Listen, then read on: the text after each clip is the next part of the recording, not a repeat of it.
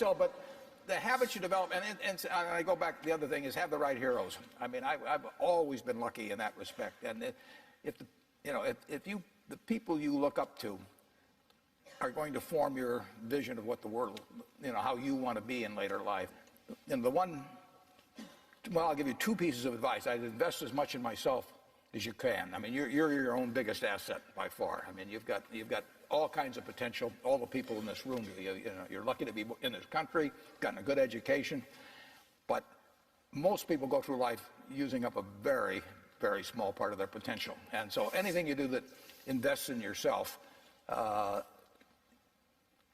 the best investment you can possibly make. And then I would follow my passion. I mean, whatever turns you on.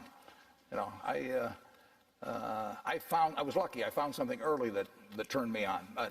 But you don't want to take a job just for the money.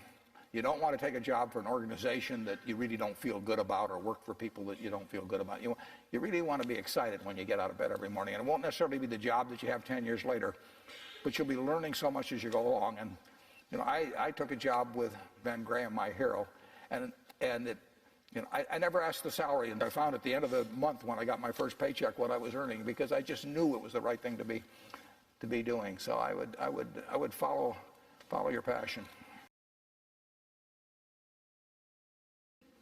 The worst investment I ever made? How long do you have? I've made some very bad ones, but that doesn't really bother me. It may bother the shareholders, but that's another question.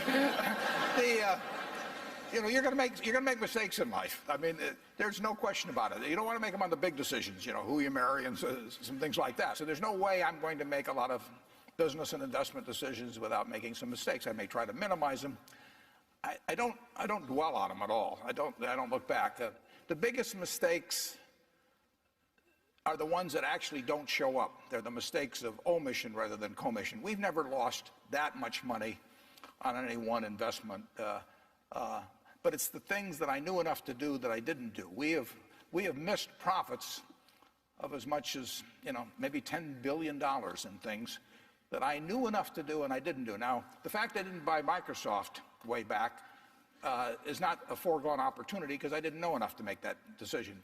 But there have been other investments where I did know enough to make the decision, and for one reason or another, I either didn't do it at all or I did it on a small scale. I was sucking my thumb when I should have been writing checks, basically. And those don't show up.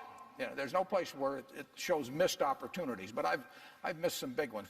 The triumphs in life are partly triumphs because you know that everything isn't going to be a triumph. And I would never get too hung up on mistakes. I know a lot of people that really agonize over them, and it just isn't worth it. I mean, tomorrow's another day, and you live it forward and just go on to the next thing.